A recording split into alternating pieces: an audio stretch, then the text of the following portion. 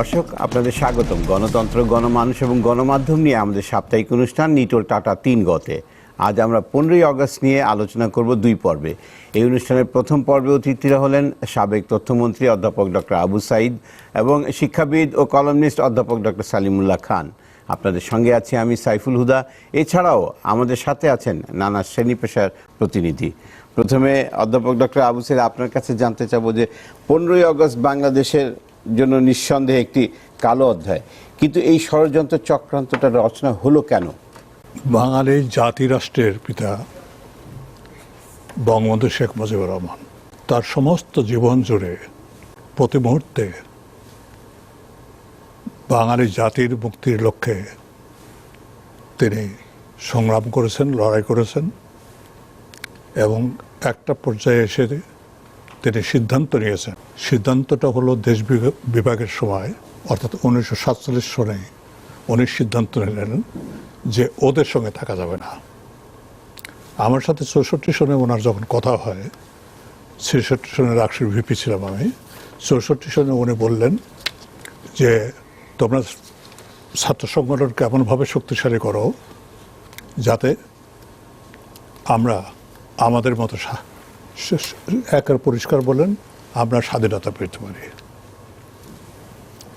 তার সারা জীবনের স্বপ্ন এবং সাধনা ছিল বাংলাদেশকে ঘিরে। তিনি কিন্তু পাকিস্তানের নেতা হতে চান নাই, তিনি বাঙালি জাতির নেতা হতে চেয়েছিলেন এই জন্য যে বাংলাদেশের মানুষকে তিনি হৃদয় উজাড় করে ভালোবাসতেন। তার জন্য তিনি একটা ঘটনা শুধু আমি বলবো, 6 দফা যখন প্রথম রূপরেখা তৈরি হলো, কারা করেছে, কে করেছে না করেছে, এগুলো নানা বিতর্ক এবং নানা বিষয় আছে, আমি ওগুলোতে যাব না। আমি অল্প করে বলি, উনি সেই রূপরেখা নিয়ে তার আগে মুখ্যমন্ত্রী ছিলেন আতাউর রহমান খান, তার বাড়িতে গেলেন। তার বাড়িতে গিয়ে 6 দফার রূপরেখাটা দিলেন যে আপনি তো আমার নেতা ছিলেন, আপনি মুখ্যমন্ত্রী ছিলেন, আপনি অনুগ্রহ করে এটা জাতির সামনে পেশ করেন। আতাউর রহমান বিজ্ঞ লোক, আইনজীবী, উনি বিষয়টা ভালো করে পড়লেন। পড়ার পরে উনি বললেন, মজিবর, তুমি আমার যা দেশ, আমাকে কি এটা ফাঁসি দেওয়ার জন্য আনছো যে আমি পড়বো জাতির সামনে? আমি বলি, এটা যদি তুমি দাও তার ফাঁসি হবে। আমি তো দেবই না, তুমি ওটা দিও না, তোমার ফাঁসি হবে। বঙ্গবন্ধুর উত্তর কি ছিল? বাংলার মানুষের মুক্তির জন্য কাউকে না কাউকে ফাঁসির ঝুঁকি নিতে হবে। পরবর্তীকালে দেখেছেন ঠিক আগরতলা ষড়যন্ত্র মামলায় সেই ষড়যন্ত্রটা হয়েছিল, তাকে ফাঁসির মঞ্চে নিয়ে যাওয়ার সমস্ত চক্রান্ত এবং ষড়যন্ত্র এগুলো হয়েছিল। ডক্টর সালিমুল্লাহ খান, কি এমন ভুল হয়েছিল যে বঙ্গবন্ধুকে প্রাণটা দিতে হলো? আবু সাঈদ সাহেব যেখানে শেষ করেছেন আমি সেখান থেকে শুরু করি। যে 1971 সনে বাংলাদেশ যখন স্বাধীন হলো, আমরা মনে করলাম 9 মাসের মধ্যে আমরা স্বাধীন হয়ে গেছি, যেন ঘরে ফেরার জন্য আমাদের এই 9 মাস অপেক্ষা করতে হয়েছিল। কিন্তু তার পিছনে 23 বছরের সংগ্রামের যে তালিকা, সেটা 50-এর দশকে সব দাবি উঠেছিল। আপনি দেখেন 1954 সনের নির্বাচনের যে 21 দফা, তার মধ্যে যেগুলো সাব কথা আছে, পরিষ্কার কথা, সেগুলো কিন্তু 6 দফার মধ্যে ঘন করে করা হয়েছে, কন্ডেন্স মিল্কের মতো করা হয়েছে। অর্থাৎ কি কি কাজ করলে পূর্ব বাংলার অধিকার রক্ষা পাবে। অধিকার যে রক্ষা পাচ্ছিল না সেটা 48 সন থেকে আমরা বুঝতে পারছিলাম। সেই জন্য বলে 71-এর মুক্তিযুদ্ধটা ছিল অনেক দিনের সংগ্রামের ফল, এটা সত্য। কিন্তু এই মুক্তিযুদ্ধে খুব সংক্ষেপে বলছি, তৎকালীন যে পরাশক্তি, 1 নম্বর পরাশক্তি, এখনও সেটাই মার্কিন যুক্তরাষ্ট্র, তারা কিন্তু বাংলাদেশের মুক্তিযুদ্ধের পক্ষে ছিল না সরকারিভাবে। কোনো নাগরিক থাকতে পারে তাদের, কিন্তু এই পরাজয়কে তারা, তাদের দেশের পরাজয়কে তারা মেনে নেয় নাই, বাংলাদেশের স্বাধীনতাকে তারা পরাজয় হিসেবে নিয়েছে। কাজে আমরা যদি মনে করি যে 1971 সালের মুক্তিযুদ্ধে বাংলাদেশ হঠাৎ করে স্বাধীন হয়ে গেল এবং আমেরিকা এটা মেনে নিল, যে আমেরিকা 20 বছর ভিয়েতনামে 40 লক্ষ লোক হত্যা করেছে ওখানে থাকার জন্যে, তো বাংলাদেশের মুক্তিযুদ্ধে তাদের এই পরাজয়ের শেষ মুহূর্তে তারা যে তাদের এন্টারপ্রাইজ, 7ম নৌবহর যেটা বলে, সেটাকে এদিকে মুভ করছিল। এখন জিজ্ঞাসা করলে বলে না, আমরা তো এই জন্য নয়, ওইদিকে পশ্চিম পাকিস্তানের কাশ্মীরটা ইন্ডিয়া পাশে কেড়ে নেয়, সেই জন্য আমরা এটা মুভ করেছিলাম, তারা বলেন। কিন্তু এটা তারা পরাজয় মেনে নেননি। এই পরাজয় মেনে না নেওয়ার একটাই প্রমাণ হচ্ছে কি, এই 3.5 বছরের মধ্যে তারা এই দেশের ভিতরে তাদের যে এই পরাজয় হয়েছিল সেটার প্রতিশোধ নিল। এটা হচ্ছে 75-এর কথা। এখন আমাদের দিক থেকে বলি কি ভুলটা হয়েছিল। কারণ ধরুন আমেরিকা 72 সনে তো হত্যা করতে পারলো না, 73 সনেতে পারলো না, 74-এ পারলো না, 75-এ পারলো কেন? আমি আমেরিকা বলছি এই জন্য যে আমেরিকার সমর্থন ছিল কিনা সেটা নিয়ে এখন নানা রকমের ডকুমেন্ট প্রকাশিত হয়েছে। দেখা যাচ্ছে হ্যাঁ এক ধরনের তাদের যোগাযোগ ছিল, সেই যোগাযোগটা প্রতিষ্ঠিত হয়েছিল যারা শেখ সাহেবকে হত্যা করেছেন তাদের সাথে আমেরিকার যোগাযোগটা 71 সনের যুদ্ধের মধ্যে হয়েছিল। অর্থাৎ তারা 71-এর পরাজয়টাকে ঠিক সহজভাবে মেনে নেবে এটা তেমন লোক কিসিঞ্জার নন অথবা নিক্সন নন। সেই জন্য বলবো এইটা দেখছে তাদের দিক থেকে সাফল্য। এখন বাংলাদেশের জনগণের দিক থেকে পরাজয়টা হলো কেন? মুক্তিযুদ্ধের নেতৃত্ব আওয়ামী লীগ দিয়েছিল, এ বিষয়ে কোনো সন্দেহ নেই। কিন্তু মুক্তিযুদ্ধে আওয়ামী লীগ ছাড়াও অন্যান্য দলেরও অনেক বাংলাদেশের মানুষ অংশ নিয়েছিল। কিন্তু বাংলাদেশ স্বাধীন হবার পর আমরা যখন সংবিধান প্রণয়ন করলাম গণপরিষদের ভিত্তিতে, এটা হলো কিভাবে 70-এ যারা নির্বাচিত হয়েছিল পাকিস্তানের জাতীয় এবং পূর্ব পাকিস্তানের প্রাদেশিক পরিষদে, অধ্যাপক আবু সাঈদ একজন নির্বাচিতদের মধ্যে ছিলেন, তারা সংবিধান করে নতুন নির্বাচন দিলেন। সেটা 1973 সনের গোড়ার দিকে নির্বাচন হলো, সম্ভবত মার্চে হয়েছিল বোধহয় নির্বাচনটা। সেই নির্বাচনের পর আওয়ামী লীগ নিরঙ্কুশভাবে জয়ী হয়ে আসলো। আমি মনে করি আমাদের ধ্বংসের বীজ ওখানেই ছিল। বাংলাদেশ স্বাধীন হওয়ার পর মুক্তিযুদ্ধে যারা যারা অংশগ্রহণ করেছিল 70-এর নির্বাচনে নির্বাচিত হওয়া না হওয়া নয়, সবাইকে নিয়ে একটা জাতীয় সরকার গঠন করার যদি উদ্যোগ নেওয়া যেত অথবা মুক্তিযুদ্ধের পক্ষের লোকদেরকে নিয়ে যদি একটি বিরোধী দল থাকতো তাহলে দেশে গণতন্ত্রের যে প্ল্যাটফর্ম সেটা শক্ত হতো। এটা না হবার আগেই বুঝে বা না বুঝে আমরা নিজেরাই এমন একটা দিকে ধাবিত হয়েছি যেখানে মুক্তিযুদ্ধ বিরোধী শক্তিরা আক্রমণ করতে সাহস করেছে এবং জয়ী হয়েছে। তার একটা প্রমাণ দিয়ে শেষ করি। মুক্তিযুদ্ধের সময় আমরা যেই আদর্শ নিয়ে গিয়েছিলাম এটাকে 4টা আদর্শে আমরা বিভক্ত করেছি বলার সময়। তার মধ্যে 1 নম্বরটা হচ্ছে গণতন্ত্র, ধর্মনিরপেক্ষতা, সমাজতন্ত্র এবং জাতীয়তাবাদ। লক্ষ্য করার বিষয় গণতন্ত্র মানেই আমরা ধরে নিয়েছি বহুদলীয় গণতন্ত্র। কিন্তু কি পরিস্থিতিতে বাংলাদেশে 75 সনে এই বহুদলীয় গণতন্ত্রের অবসান ঘটিয়ে একদলীয় গণতন্ত্র করার উদ্যোগ নেওয়া হলো, এইটা সঠিক ছিল কিনা এই বিষয়ে আমরা এখন আলোচনা করি না। কিন্তু প্রকারান্তরে সকলে মেনে নিয়েছে এটা সঠিক ছিল না, নাহলে তো সেইটা পুনরুদ্ধারের ব্যাপার হতো। দ্বিতীয় হচ্ছে কি তখন যে একদলীয় হচ্ছিল, এরপর লক্ষ্য করেন জিয়াউর রহমান সাহেব যখন এসে আমরা যেটা বলি বহুদলীয় গণতন্ত্র উদ্ধার করেন, সেটা একটা ভালো কাজ, তার প্রশংসা করতে হবে।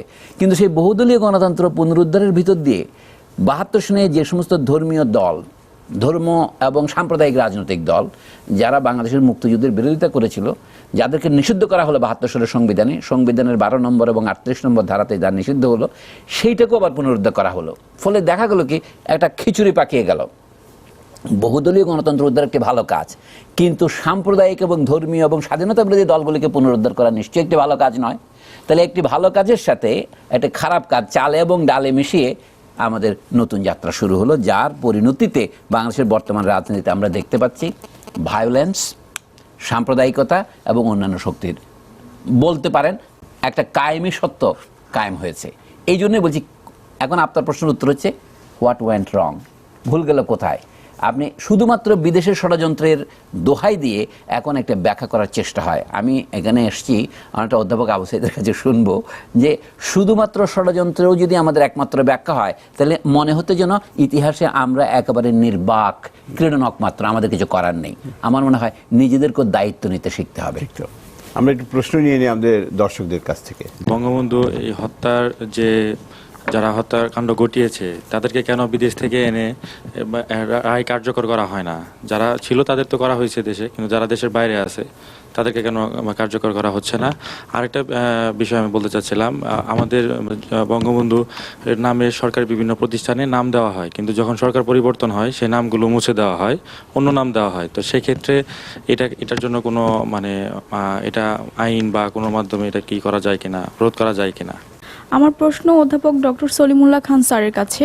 স্যার যেটা বললেন যে হেনরি বা কিসিঞ্জার সেরকম লোক ছিলেন না, তো সেক্ষেত্রে আমেরিকার ফরেন পলিসি অ্যানালাইসিসের কনটেক্সট থেকে দেখলে আমরা চিন্তা করতে পারি যে আমেরিকার বিভিন্ন লাভের ক্ষেত্রেই তারা এই হত্যাকাণ্ডটা সংগঠন করেছিল, কিন্তু মানে দেশের যাদের কন্ট্রিবিউশন ছিল তাদের লাভটা কী ছিল এবং আমেরিকার মানে এক্স্যাক্ট যেই মানে লাভটা সেটা কী ছিল এই হত্যাকাণ্ডের পেছনে?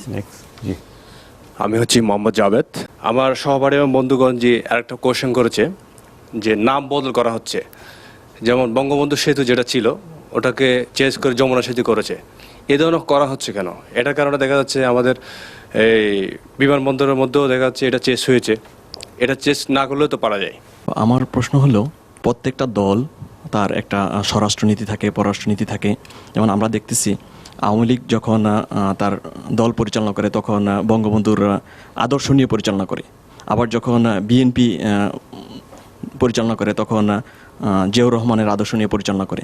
তখন আমার কথা হচ্ছে যে আওয়ামী লীগ যে তার দল পরিচালনা করছে বঙ্গবন্ধুর আদর্শ নিয়ে, তো সেটা এখন কালের বিবর্তনে তার যে আদর্শ এটা কি আওয়ামী লীগ চেঞ্জ করতেছে কিনা, বাকি যদি চেঞ্জ করে তাহলে কোন আদর্শ নিয়ে এখন চলতেছে, যদি চেঞ্জ না করে থাকে তাহলে কতটা যুক্তিসঙ্গত আমি জানতে চাচ্ছি। অধ্যাপক আবু সাঈদ, আপনার থেকে রেসপন্সটা শুরু করি। দেখেন, এই প্রশ্নগুলো অনেকটা সত্য কথা বেরিয়ে আসবে। সেটা হলো, বঙ্গবন্ধুর মতো মহামানব তাকে রাতারাতি হত্যা করা যায় না। হত্যা করার প্রেক্ষিতটা, পরিস্থিতিটা তৈরি করা হয়েছে বিভিন্নভাবে। দেশের অভ্যন্তরে তখনও স্বাধীন বাংলাদেশ চায়নি এরকম উগ্র সৈনিকপন্থী একটা গ্রুপগুলো ছিল। এবং অবাক হয়ে যাবেন, শক্তিশালী এবং তার সাথে সাথে অত্যন্ত ধীশক্তিসম্পন্ন উগ্র চীনপন্থী একজন নেতা ছিলেন, যিনি নেটওয়ার্কের আন্ডারগ্রাউন্ড নেটওয়ার্ক সঙ্গে কাজ করতেন। উনি ভুট্টোর কাছে চিঠি লিখেছিলেন যে আমাকে অস্ত্র দাও, অর্থ দাও, আমি বাংলাদেশটাকে উল্টে দিয়ে আবার পাকিস্তানের সঙ্গে মিলিয়ে দেব। এবং তারা আন্ডারগ্রাউন্ড টিপু বিশ্বাস থেকে শুরু করে পরবর্তীকালে আরও অনেক নাম আছে, তারা মিলে আব্দুল হক, যার কথা বলছে চিঠি লিখেছেন আব্দুল হক ওনার নাম, এবং ভুট্টো তখন মুসলিম বাংলা প্রতিষ্ঠা করার জন্য অনবরত রেডিওর থেকে প্রচার করেছে। দেশের অভ্যন্তরে এই অবস্থার অরাজকতা, সশস্ত্র বিপ্লবের পর প্রতিবিপ্লবী শক্তি হিসাবে তারা কাজ করেছে। আর এই প্রতিবিপ্লবী শক্তিকে আরও বেশি শক্তিশালী করেছি আমরা যারা মুক্তিযুদ্ধে অংশগ্রহণ করেছিলাম তার একটি অংশ হলো জাসদ। জাসদের একটা অংশ এই প্রতিবিপ্লবী শক্তিকে তাদের কর্মকাণ্ডের ভিতর দিয়ে সাহায্য করেছে। তারা প্রতিবিপ্লবী কর্মকাণ্ড করেছে কথা বলছি না আমি, সাহায্য করেছে, সহযোগিতা করেছে এবং পরিস্থিতি এমনভাবে সৃষ্টি করেছে যাতে 5 লক্ষ অস্ত্র ছড়ানো সেটা ছিল। দেশে তো ভারতের সৈন্য ছিল, তাদেরকে সরিয়ে নতুন রাষ্ট্র নির্মাণের ক্ষেত্র যেটা সময় দরকার ছিল, স্থিতি হওয়ার দরকার ছিল, সেই অবস্থার ভিতরে আরও উত্তাল করা হলো এবং 5 জন এমপিকে হত্যা করা হলো, ঈদের নামাজের সময় হত্যা করা হলো। শুধু তাই না, তখন পার্লামেন্টে 73 সনে আব্দুল মালিক উকিল স্বরাষ্ট্রমন্ত্রী হিসেবে তিনি বিবৃতি দিলেন 3000 মুক্তিযোদ্ধা, বিশেষ করে আওয়ামী লীগ নেতাকর্মীদের হত্যা করা হয়েছে। তার দেশের ভিতরে এই অবস্থা ছিল। এই অবস্থা যখন সামরিক বাহিনীর কালোবাজারি, চোরাকারবারি এগুলো ধরার জন্য নামানো হলো, তখন তারা মুক্তিযোদ্ধাদের উপরেই প্রথম আঘাত হানলেন। কেন হানলেন? তারা মনে করেছিল যে মুক্তিযোদ্ধা যারা আছে তাদের কাছে অস্ত্র আছে, সে অস্ত্রগুলো নিতে হবে। সামরিক বাহিনী কোনো দেশে চায় না যে তাদের বাদে অন্য কারোর কাছে অস্ত্র থাকে। এই কাজটা করলো। আর সাথে সাথে আরেকটা জিনিস প্রচার করা হলো যে আওয়ামী লীগের নেতাকর্মীরা তারা এবং তাদের ছত্রছায়ায় প্রচুর পরিমাণ চাল, গম ইন্ডিয়া পাচার করে দেওয়া হচ্ছে, চোরাচালানি করা হচ্ছে। কিন্তু এর উপরে তদানীন্তন আপনার পরিকল্পনা কমিশনের ভাইস চেয়ারম্যান নুরুল ইসলাম সাহেব, পণ্ডিত, অধ্যাপক, অসম্ভব পণ্ডিত ব্যক্তি, তিনি একটা বই লিখেছেন জাতি গঠনে বাংলাদেশের এই নিয়ে। সেখানে তিনি লিখেছেন যে জিয়া রহমান সাহেবকে এই দায়িত্ব দেওয়া হয়েছিল অপারেশনে যাতে চোরাচালানি বন্ধ হয়। তো উনি এসে আমাকে বললেন যে স্যার প্রচুর চোরাচালানি 10 লক্ষ টন উপর চলে গেছে। কয় মাসে? 1 মাসে। তখন উনি খাতা কলম নিয়ে বসে জিয়া রহমান সাহেবকে বললেন, আপনি হিসাব দেন কিভাবে 1 মাসে 10 লক্ষ টন খাদ্য ভারতে চলে গেল। জিয়া রহমান হিসাব দিতে পারেননি। 10 লক্ষ টন চাল সহজ কথা না, কিন্তু এই ধরনের গুজব ব্যাপকভাবে ছড়িয়ে পড়েছিল এবং নানা ধরনের অপপ্রচার ছড়িয়ে পড়েছিল। এর সাথে আমি বলবো, পাকিস্তান থেকে যে সমস্ত সেনা অফিসার এসেছিলেন তাদের অধিকাংশের মেন্টালিটি ছিল পাকিস্তানপন্থী। এটা কে মনে করলো তা না, আমি অনেকের ইন্টারভিউ নিয়েছি, অনেকে বই লিখেছেন, তাদের বইয়ের ভিতরে আছে। মেন্টালিটি ছিল এই, মুক্তিযোদ্ধা যারা এসেছিলেন তারা, আর পাকিস্তান থেকে আসছিল 28,000, তারা, মুক্তিযুদ্ধ ছিল 7,000। এই 55,000 সেনাবাহিনী প্রাথমিক স্তরে যখন আসতো তখন তাদের ভিতরে একটা বিরোধ ছিল। এই বিরোধের সূত্রটাও বঙ্গবন্ধু হত্যার দিকে ধাবিত হচ্ছিল। আর একটা বিষয় ছিল রাজনীতিবিদের কিছু লোক, আমরা যারা রাজনীতি করতাম, এমপি কিংবা কোনো দলীয় কোনো জেলার প্রধান, তারাও কিন্তু এই দুর্নীতি, গম বাটোয়ারা, তারপরে হলো চোরাচালান, এর সাথে যুক্ত হয়ে পড়েছিল। যার জন্য বঙ্গবন্ধু নিজেই বলেছেন, আমার চারপাশে চাটার দল, চোরের দল, এবং বলছেন আমার কম্বলটা আমি পাইনি, 7.5 কোটি কম্বল আমারটা পাইনি। অকপট এই স্বীকারোক্তি, এর মাধ্যমে স্বচ্ছতা আনার যে চেষ্টা বঙ্গবন্ধুর, এই স্বচ্ছতা যিনি আনতে পারেন, সুশাসন যিনি আনতে পারেন, তিনি মহামানব হন। বঙ্গবন্ধু সেজন্য মহামানব। ওনার এই নানা দিকে নানা পরিস্থিতির কারণে, প্রসঙ্গে আমি আসি, পরিস্থিতির কারণে এবং আন্তর্জাতিকভাবে ওই 71 সনে মুক্তিযুদ্ধের সময় সেই সময় একটা কথা উঠেছিল যে তোমরা বঙ্গবন্ধুকে চাও না স্বাধীনতা চাও। এটা কে করেছিল? খন্দকার মোশতাক। বঙ্গবন্ধুর প্রতি আমাদের এত বেশি আবেগ উদ্বেগ ছিল, যার জন্য স্বাভাবিকভাবে যে কেউ বলবে, আমরা যারা রণাঙ্গনে ছিলাম, যে আমরা বঙ্গবন্ধুকে চাই, কিন্তু তা না বলে আমরা বলেছিলাম আমরা বঙ্গবন্ধুকে চাই, স্বাধীনতাও চাই। তাজউদ্দিন সাহেব এর উপরে একটা ভাষণ দেন, জলে স্থলে অন্তরিক্ষে আমরা সৈন্যদের এমনভাবে বেষ্টিত করব, 93,000 সৈন্য ছিল, ঘিরে রাখবো, তারা বঙ্গবন্ধুকে ছেড়ে দিতে বাধ্য হবে। তাজউদ্দিন সাহেবের কথা বলছে। সে যাই হোক, বঙ্গবন্ধুকে হত্যা করার প্রেক্ষিতটা, এর সাথে সূত্র ছিল ওই 71 সনে মোশতাক আমেরিকার গ্রিফিন সঙ্গে ক্যালকাটায় বসে ষড়যন্ত্র করেছিল বাংলাদেশকে কনফেডারেশন করতে হবে পাকিস্তানের সঙ্গে। শুধু তাই নয়, 7ই মার্চ সকালবেলা আমেরিকার রাষ্ট্রদূত ফারল্যান্ড বঙ্গবন্ধুকে বলেছিল, তুমি স্বাধীনতা ঘোষণা করো না, আমরা সমর্থন করি না। শেষের দিকে এসে যখন দেশ স্বাধীন হবে, উনি যে কথাটা বলেছেন, বিজ্ঞ মানুষ, সেই কথাটা সত্য। নিক্সন বলেছেন, উই নেভার রিকগনাইজ বাংলাদেশ। আর কিসিঞ্জারের সহকারী ছিলেন উইলিয়াম মরিস, তিনি তার বইতে লিখেছেন, কিসিঞ্জারের ব্যক্তিগত শত্রু 3 জন ছিল। একজন ছিল আলেন্দে, নিশ্চয়ই আপনারা জানেন, চিলির আলেন্দে, তাকে হত্যা করা হয়েছিল সিআইএর দ্বারা। থিউ কাম্বারা, আর কে, শেখ মুজিব, এই 3 জন তার ব্যক্তিগত শত্রু ছিল। আর বাংলাদেশ স্বাধীন হওয়ার ফলে দক্ষিণ এশিয়ায় যে রাজনীতি ছিল, সেই টোটাল রাজনৈতিক পটভূমিকা এবং ভারসাম্য, এগুলো সব লন্ডভন্ড হয়ে গেল, যেটা আমেরিকা কোনো ক্রমে বরদাস্ত করতে পারছিল না। এইসব কারণে দেখলো এই অঞ্চলের 1 নম্বর শত্রুকে শেখ মুজিব, সেজন্য তাকে সরাতে হবে। দেশীয় এবং আন্তর্জাতিক চক্রান্তে সরালো।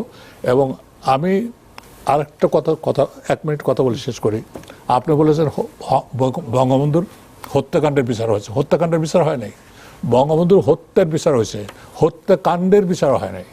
কারণ বঙ্গবন্ধু হত্যাকাণ্ডের সঙ্গে জড়িত আছে রাজনীতিবিদরা, বঙ্গবন্ধু হত্যাকাণ্ডের সঙ্গে জড়িত আছে সামরিক বাহিনীর লোকেরা, বঙ্গবন্ধু হত্যাকাণ্ডের সঙ্গে ঊর্ধ্বতন সামরিক বাহিনীরা, বঙ্গবন্ধু হত্যাকাণ্ডের সঙ্গে আছে পুলিশরা, বঙ্গবন্ধু হত্যাকাণ্ডের সঙ্গে আছে গোয়েন্দা সংস্থা, বঙ্গবন্ধু হত্যাকাণ্ডের সঙ্গে জড়িত আছে প্রশাসনের অনেক আমলা, জড়িত আছে সেই সময়ে ফুঁসে ওঠা শিল্পপতিরা। সেজন্য কেউ যদি বলেন বঙ্গবন্ধু হত্যার বিচার হয়েছে, আমি বললাম না, বঙ্গবন্ধু হত্যাকাণ্ডের বিচার হয় নাই, হত্যার বিচার হয়েছে। ডক্টর সলিমুল্লাহ খান, আমরা আপনার কাছে শুনবো, তবে একটা ছোট্ট বিরতি নিয়ে আসি। দর্শক, আপনারা দেখছেন 15 আগস্ট নিয়ে আজকের আলোচনা। একটা ছোট্ট বিরতি নিব, তারপর আবার ফিরে আসবো। আশা করি আমাদের সঙ্গেই থাকবেন।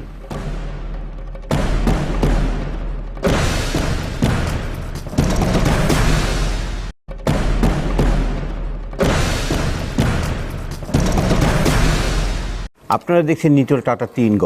কথা বলছি 15ই আগস্ট নিয়ে। আলোচকরা হলেন অধ্যাপক ডক্টর আবু সাঈদ এবং অধ্যাপক ডক্টর সলিমুল্লাহ খান। বিরতিতে যাওয়ার আগে ডক্টর সলিমুল্লাহ খান, আমরা মার্কিন ফরেন পলিসি নিয়ে প্রশ্ন ছিল দর্শকদের কাছ থেকে, আপনার রেসপন্সটা জানতে চাই। হ্যাঁ, সেটা আমি কিছুটা নোট করেছি। প্রশ্নটা হচ্ছে এই 1947 সনে যখন ভারত বিভাগ হয়ে দুটো রাষ্ট্র হলো, তখন দেখা যাচ্ছে ভারত রাষ্ট্র যেটা হলো তারা একটা জোট নিরপেক্ষ আন্দোলনের দিকে গেল। নেহেরু তার নেতা ছিলেন এবং 1955 সনে একটা সম্মেলন হলো ইন্দোনেশিয়ার বান্দুংয়ে, যেটাকে আমরা জোট নিরপেক্ষ আন্দোলনের সূচনা করি। সেখানে চীন ছিল, সেখানে ইন্দোনেশিয়া ছিল, সেখানে ইউগোস্লাভিয়া ছিল, মিশর ছিল। কিন্তু পাকিস্তান সেখানে গেল না। পাকিস্তান বরঞ্চ মার্কিন যে সামরিক চুক্তির যে ন্যাটো দল, তার বিপরীতে ওদিকে ওয়ার্সো প্যাক্ট, তা ন্যাটোর সহকারী হিসাবে যে সমস্ত সিয়াটো এবং স্যান্টো নামে দুটো সংগঠন হলো, এই সেন্ট্রাল ট্রিটি অর্গানাইজেশন যেটা বলা হয় সেন্টো, সেটা সদস্য পাকিস্তান হলো। এটাকে পরে বাগদাদ প্যাক্ট বলা হতো। তো সেই দিক থেকে পাকিস্তান শুরুর থেকে মার্কিন সামরিক জোটের অংশ। এখন পাকিস্তানে যখন সামরিক শাসকরা আসলেন, তারাও মার্কিনদের সমর্থন সবসময় পেয়েছেন। 1971-এ পাকিস্তানের সামরিক শাসক জেনারেল ইয়াহিয়া খানের সরকার চীনের সাথে আমেরিকার যে নতুন একটা সম্পর্কের পথ, তাতে তারা সাঁকো হিসেবে কাজ করছিল। মানুষ বলে কি, উল্টা করলে সাঁকো হয় আর চিৎ করলে ডিঙ্গি হয়, অর্থাৎ চীনে যাওয়ার রাস্তা হিসেবে তারা সেটা ব্যবহার করেছে। এই অবস্থায় যখন বাংলাদেশের মুক্তিযুদ্ধ শুরু হলো, তখন আমেরিকানরা দেখলো তাদের স্বার্থ পাকিস্তানের সাথেই।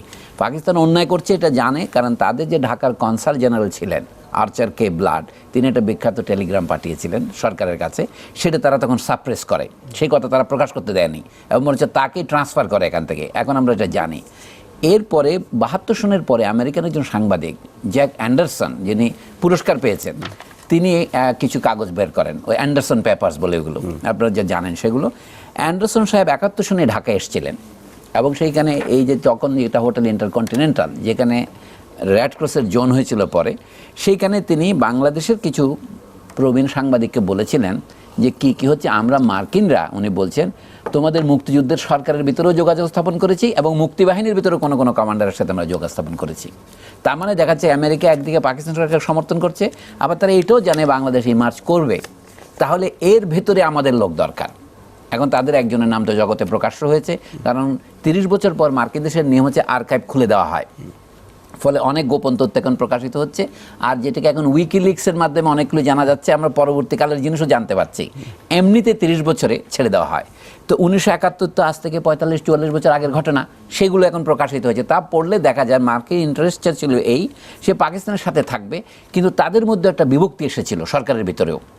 এই জন্য নামগুলো নিতে হচ্ছে। কিসিঞ্জার এবং নিক্সন ঘোরতর বাংলাদেশ বিরোধী ছিল, কিন্তু তাদের মধ্যে যেমন সেনেটর এডওয়ার্ড কেনেডি, যার নামে এখন আমেরিকানরা ইএমকে সেন্টার করেছে, ওই জন্যে, যিনি ঢাকা বিশ্ববিদ্যালয়ের বটগাছ রোপণ করেছিলেন, তারা কিন্তু বাংলাদেশের মুক্তিকে কিছুটা স্নেহের সাথে দেখেছে। এই জন্য আমি বলবো মার্কিন সরকার এবং জনগণকে আমি এক করে দেখছি না। তো মার্কিন সরকার তৎকালে বাংলাদেশের জন্মকে ঠেকাবার চেষ্টা করেছে, কিন্তু যখন দেখলো যে ঠেকানো যাবে না, তখন তারা এর ভিতরে প্রবেশ করবে। এই জন্য দুঃখের বিষয়, এই জন্য সম্প্রতি একজন প্রবীণ সাংবাদিক তার সাক্ষাৎকারে বলেছেন যে বাংলাদেশের জন্মের পরে সবচেয়ে বড় ট্র্যাজেডি হলো জাসদের জন্ম, যেটা সাঈদ ভাই বলার চেষ্টা করলেন। জাসদের জন্ম মানে কি, অর্থাৎ জাসদকে দিয়ে যে ভায়োলেন্ট রেভলিউশনের চেষ্টা হলো, সেটার পিছনে এখন দেখা যাচ্ছে মার্কিনদের হাত ছিল। অদ্ভুত ব্যাপার, কিন্তু এটা প্রথম দিকে বললে আমরা বিশ্বাস করিনি। যদি এটা সত্যি হয় তাহলে বোঝা যাবে ছবিটা এরকম, শুধু খন্দকার মোশতাক নয়, অথবা পাকিস্তান থেকে আগত সেই সৈনিকদের মধ্যে কিছু কিছু যারা হত্যাকাণ্ডে অংশ নিয়েছিল, শুধু তারাই নয়, আরও অন্যান্য অংশ জড়িত ছিল। এই জন্যই বলছি মার্কিন স্বার্থটা কী তাহলে। বাংলাদেশের বিজয় মানে তখন ধরা হচ্ছিল ভারত এবং সোভিয়েত অ্যাক্সিসের জয়, কারণ বাংলাদেশের মুক্তিযুদ্ধে রাশিয়া সাহায্য করেছিল। আমরা সকলে জানি জাতিসংঘে বাংলাদেশের বিরুদ্ধে কয়েকবার ভোট হয়েছে, অর্থাৎ এখানে যুদ্ধবিরতির নামে যে সমস্ত প্রস্তাব উঠেছিল সিকিউরিটি কাউন্সিলে, সবগুলোতে রাশিয়া বারবার ভেটো না দিলে কিন্তু এখানে যুদ্ধ বন্ধ করার একটা চক্রান্ত হতে পারত। এমনকি এটা বলা দরকার যে নভেম্বর মাসের দিকে জাতিসংঘ সাধারণ পরিষদে একবার ভোটাভুটি হয়েছিল এই সৈন্য প্রত্যাহার করা অথবা যুদ্ধবিরতি তৈরি করার প্রশ্নে। সেইখানে কিন্তু ভোটাভুটিতে বাংলাদেশের পক্ষে ভোট দিয়েছিল মাত্র 11টি দেশ, বিরুদ্ধে ভোট ছিল 104টি দেশ।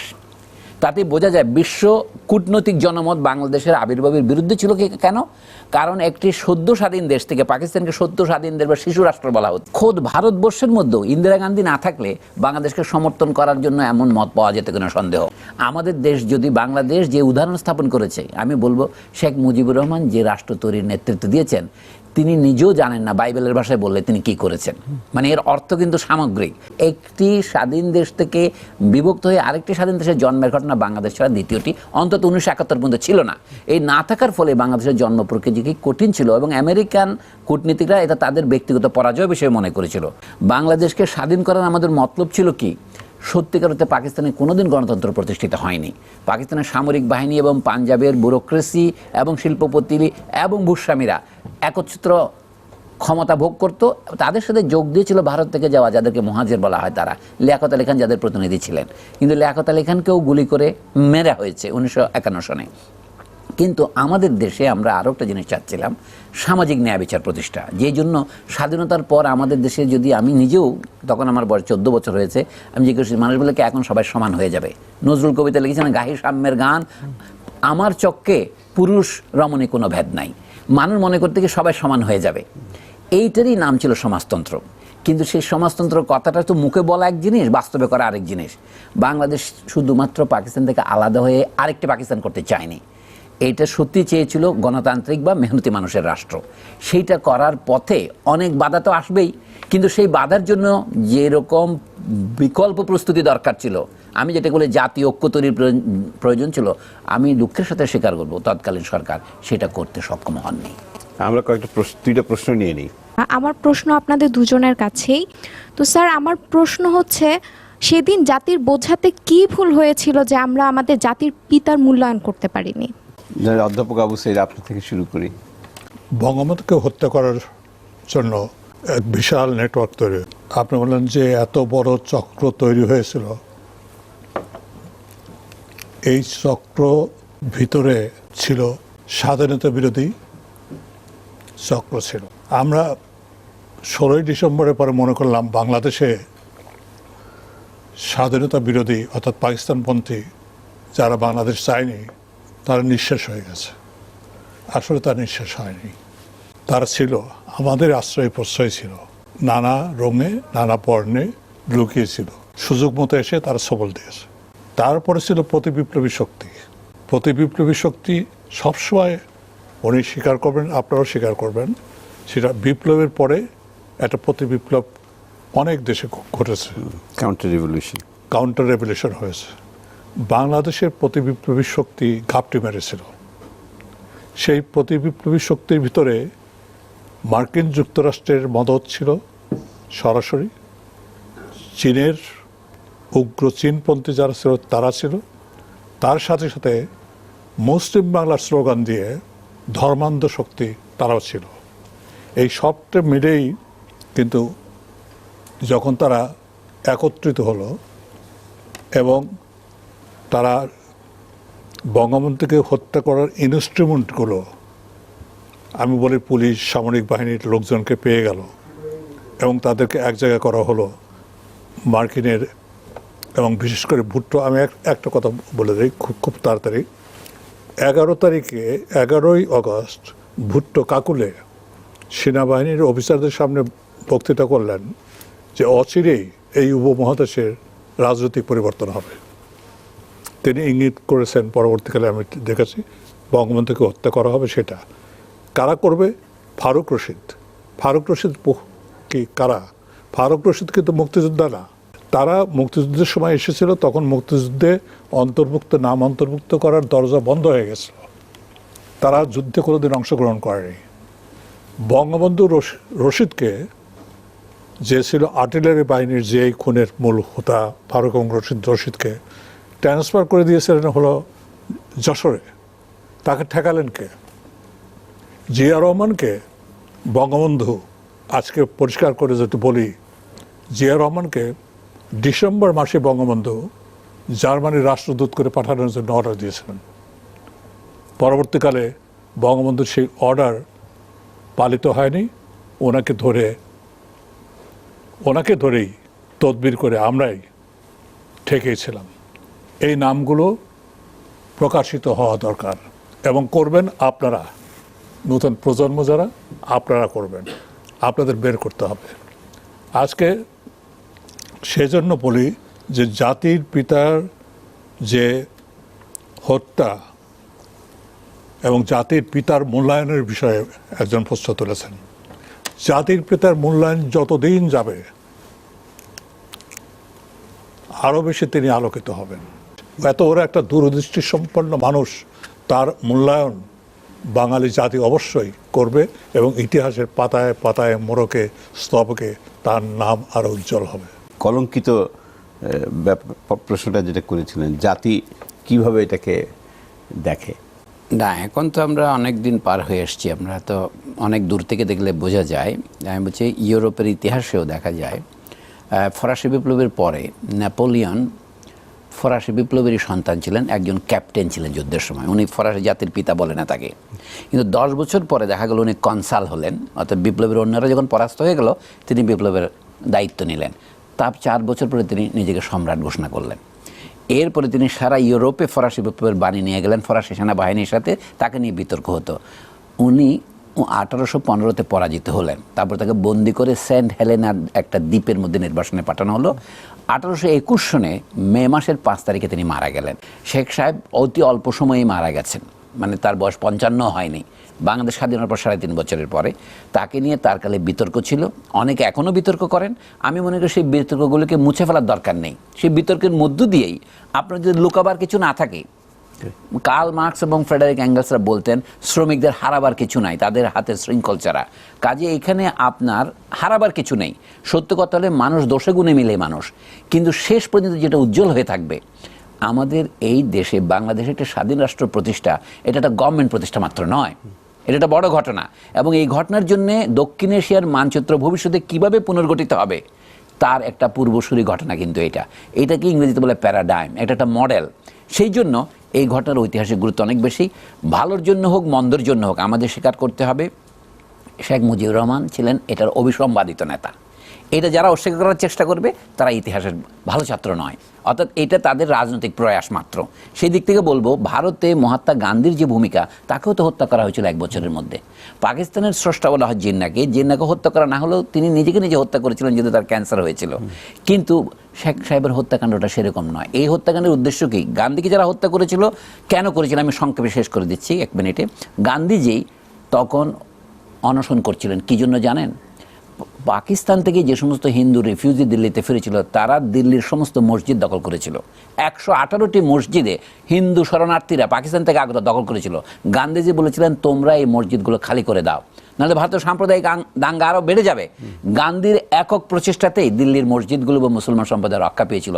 সেই জন্য প্রতিশোধকভাবে তাকে হত্যা করেছিল কে? নাথুরাম গডসে কোথাকার, এই গুজরাটের এই যে দল এখন ক্ষমতায় আছে তাদের একটা অংশ RSS এর সদস্য। আমি মনে করি গান্ধী না হলে ভারতে যেটুকু শান্তি সেটা হতো না। আর শেখ সাহেবকে যারা হত্যা করছেন তারা ঠিকই আমি বলছি ওই বিপরীত ক্যাম্পের লোকেরা হত্যা করেছে, বাংলাদেশের স্বাধীনতাকে যারা চায়নি। কিন্তু শেখ সাহেবের হত্যার পরে যে সরকারটা গঠিত হলো, এটা না বললে মিথ্যা বলা হবে।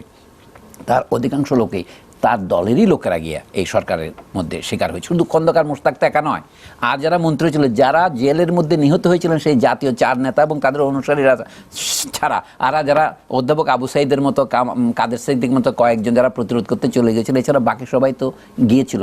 ওই কথা বাদ দিয়ে আমরা যদি ইতিহাসের আলোচনা করি এটা সত্য আলোচনা হবে না। ডক্টর সলিমুল্লাহ খান, প্রফেসর আবু সাইদ, আপনাদের দুজনকে অনেক অনেক ধন্যবাদ আমাদের স্টুডিওতে আসার জন্য। দর্শক, এই পর্যায়ে নেব আরেকটা বিরতির পর আমরা কথা বলবো 15ই আগস্ট নিয়েই। তখন অতিথি থাকবেন 2জন বিশিষ্ট সাংবাদিক, কাশিম হুমায়ুন এবং আব্দুল জলিল ভূঁইয়া। আমাদের সঙ্গেই থাকুন।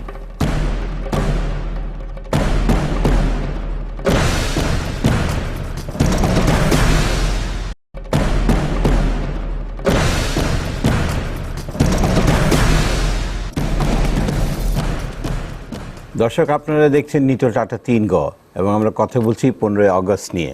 অনুষ্ঠানের এই পর্যায়ে আমরা কথা বলবো দুইজন বিশিষ্ট সাংবাদিকের সাথে। তারা হলেন দৈনিক সংবাদের ব্যবস্থাপনা সম্পাদক কাশেম হুমায়ুন এবং দি ডেইলি স্টারের মনিটরিং সেলের হেড আব্দুল জলিল ভূঁইয়া। শুরু থেকে আমাদের সঙ্গে আছেন বিভিন্ন শ্রেণী পেশার প্রতিনিধি।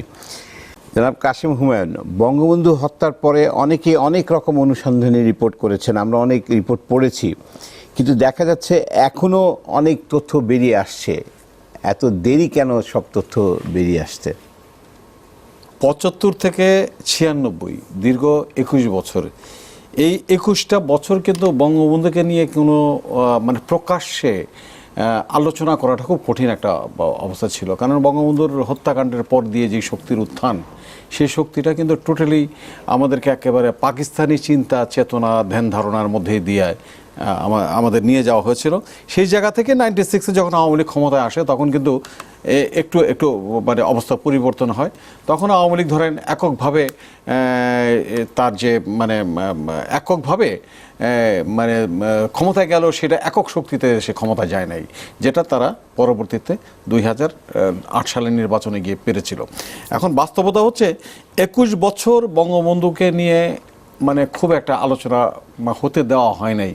গবেষণা বলেন, আলোচনা বলেন, যেভাবেই আমরা উপাত্তগুলি আর যেগুলো ছিল কিছু কিছু, আজকে আমি শুনছিলাম যে ইভেন আপনার ডিএফপিতে বঙ্গবন্ধুর যে ঐতিহাসিক ভাষণটা 7ই মার্চের, জলবায়ু এখানে ছিলেন, মাননীয় প্রধানমন্ত্রী ওখানে ছিলেন, সেখানে শুনছিলাম যে আলোচনার এক ফাঁকে ডিএফপির যারা কর্মকর্তা তারা বলছিলেন যে 7ই মার্চের যে ঐতিহাসিক ভাষণটা সেটাও কিন্তু নষ্ট করে দেওয়া হয়েছিল, কোনো রকমে সেটা ডিএফপি থেকে বের করে বাঁচানো হয়েছিল।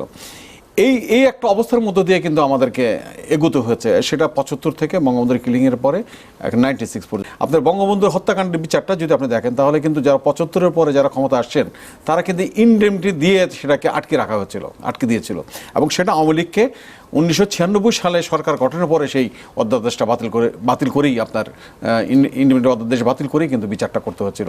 এবং আপনি যদি এখন প্রায়োরিটির বিষয়টা দেখেন, তো প্রায়োরিটির বিষয়টা হচ্ছে যে তখন আওয়ামী লীগ সরকারের কাছে প্রায়োরিটি ছিল বঙ্গবন্ধু হত্যাকাণ্ডের বিচারটা।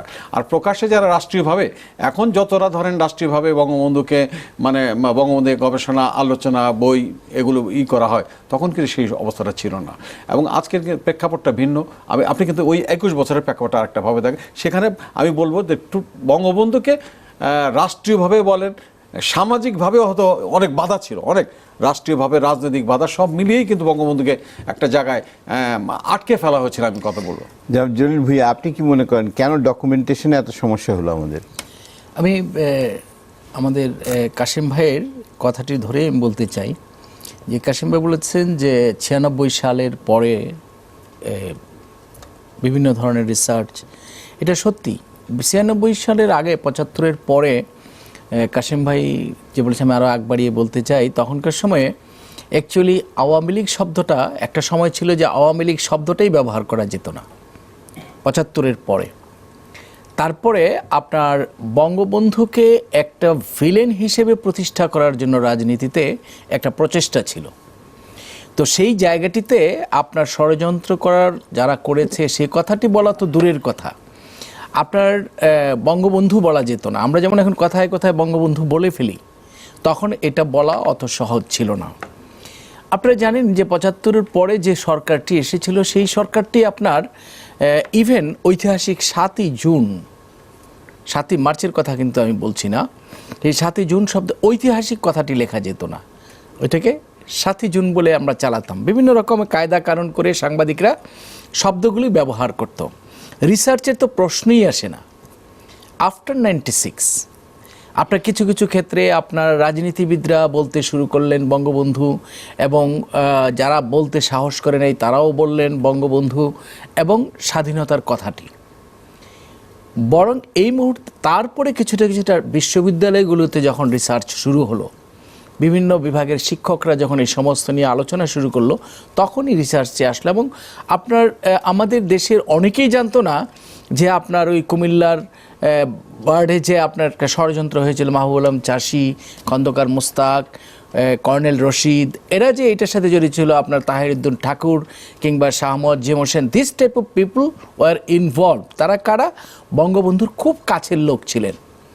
বাংলাদেশের রাজনীতিতে যে একটি ষড়যন্ত্র চলছিল from the very beginning, Inception of the independence, যখন ঘোষণা করা হলো 71-এ, আপনার ওই জায়গাটিতে আপনারা জানেন যে একটা সেকশন থেকে পাকিস্তানের সাথে কনফেডারেশনেরও ষড়যন্ত্রটা কিন্তু 75-এ না, ষড়যন্ত্রটা শুরু হয়েছে অ্যাকচুয়ালি বঙ্গবন্ধু যখন স্বাধীনতার ঘোষণাটা দিলেন সেই মুহূর্ত থেকেই তারা ষড়যন্ত্রটা করলো কিভাবে?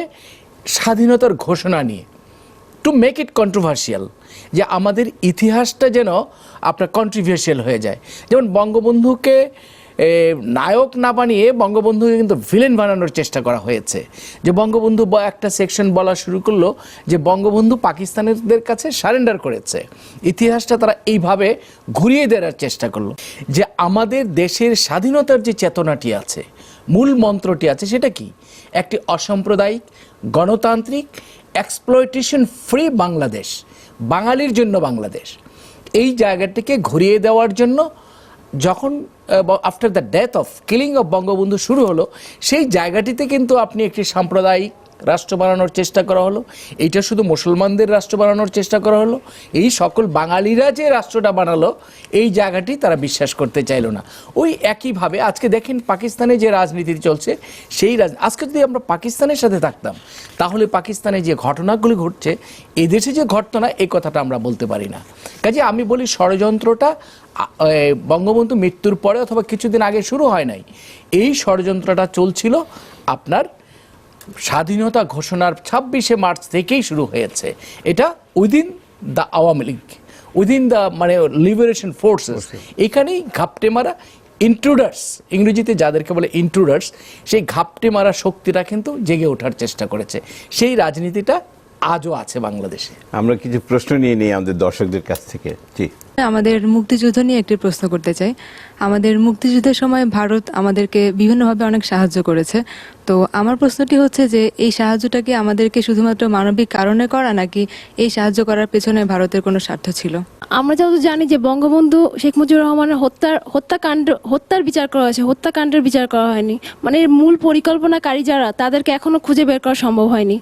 এখন আইন শৃঙ্খলা বাহিনীর সাথে মিলে মিডিয়া কর্মীরা যদি এই মূল পরিকল্পনাকারী বা ইন্ধনদাতা যারা, তাদেরকে যদি খুঁজে বের করতে পারে, তাহলে হয়তো আমরা বঙ্গবন্ধুকে বাঁচাতে পারিনি, কিন্তু ভবিষ্যতে এরকম অন্য কোনো দেশপ্রেমিককে আমরা অবশ্যই বাঁচাতে পারবো। জুয়েল ভাই, আপনার থেকে শুরু করতে চাই রেসপন্সটা। আমাদের তরুণ বন্ধুরা যে প্রশ্নগুলো করেছে, একটা হলো বাংলাদেশের, আমি যতটুকু বুঝেছি যে বাংলাদেশের সঠিক ইতিহাসটা কখন এই তরুণ প্রজন্ম জানবে কিভাবে, আরেকটা হচ্ছে ভারতের স্বার্থ আছে কিনা, আরেকটি হচ্ছে আপনার শেখ কামালের ভূমিকা, তারপর বাকশাল, অনেকগুলো কথা এখানে বলা হয়েছে। হত্যার বিচার হয়েছে, কিন্তু হত্যাকাণ্ডের যা পরিকল্পনা মাস্টারমাইন্ড যারা আছে তাদের বিচার করা হয় না। আমি জিনিসটাকে একবারে এইভাবে বলতে চাই যে কথাটি দিয়ে আমি শুরু করেছিলাম, আসলে বাংলাদেশের সঠিক ইতিহাসটা